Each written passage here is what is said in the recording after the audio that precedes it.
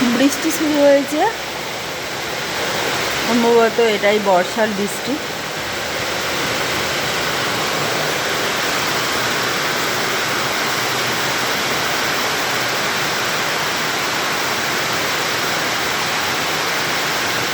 বর্ষাকালে প্রকৃতি খুব সুন্দর।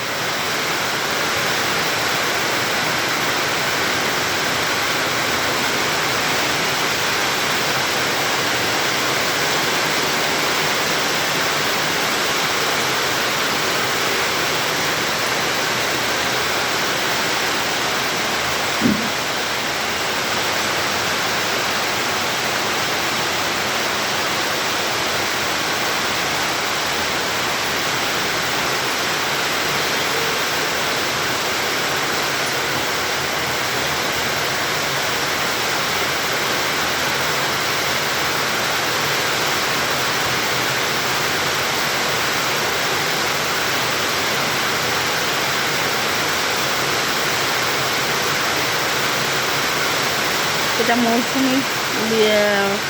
মৌসুমি বায়ুর জন্য বৃষ্টিপাত। মৌসুমি বায়ুর সঙ্গে কিন্তু জেট বায়ুর একটা সম্পর্ক রয়েছে। শীতকালে আরব সাগরের ভারতের মাঝ বরাবর থাকা উপক্রান্তীয় পশ্চিমা জেট বায়ু অবস্থান করে বলেই এই উচ্চচাপ অবস্থান হয়।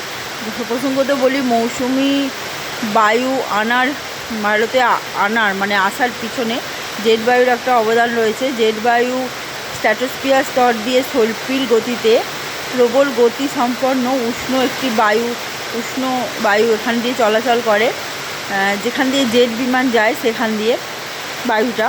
এবং এখানে কি হয় না, এখানে উচ্চচাপ মানে এখানে উপক্রান্তীয় পশ্চিমা জেট বায়ু অবস্থান করে, তো এই জন্য এখানে উচ্চচাপ থাকে।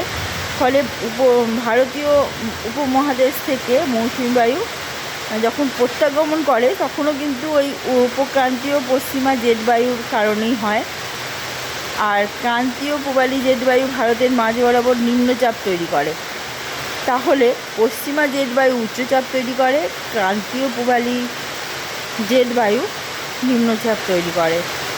যখন নিম্নচাপ তৈরি করে তখন মৌসুমি বায়ু প্রবেশ করে, যখন উচ্চচাপ তৈরি করে তখন মৌসুমি বায়ু প্রত্যাগমন করে। আর জেট বায়ু প্রবল গতিসম্পন্ন, আগেই বললাম, এটা হচ্ছে পশ্চিম দিক থেকে পূর্ব দিকে যায়। এই দৈর্ঘ্য কয়েক হাজার কিলোমিটার, প্রস্থ কয়েকশো কিমি এবং গতিবেগ 100 থেকে 500 কিমি।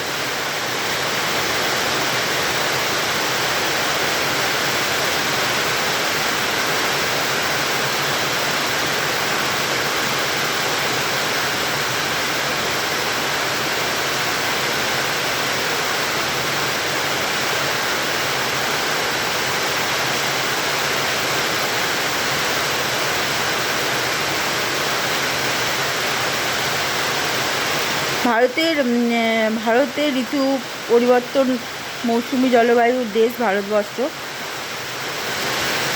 মৌসুমি বায়ু ভারতে প্রবেশ করে বলেই ভারতের গ্রীষ্মের দহন জ্বালা কমে যায় এবং উষ্ণতা কমে।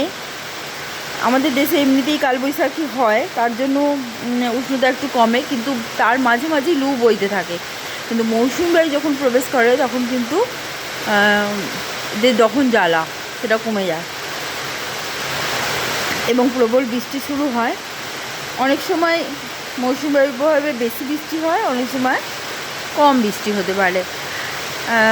একে মৌসুমি বায়ুর খামখেয়ালিপনা বলে থাকে।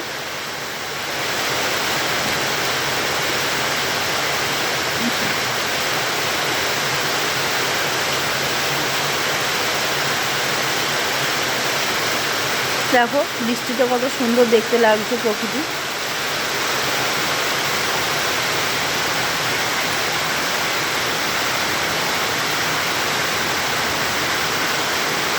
এবারে খুব আম হয়েছে।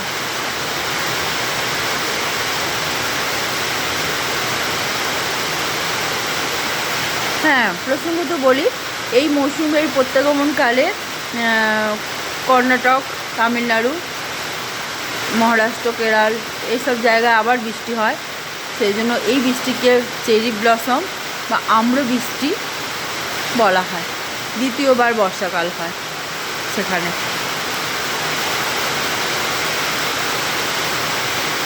দেখো অজস্র পেয়ারাও হয়েছে।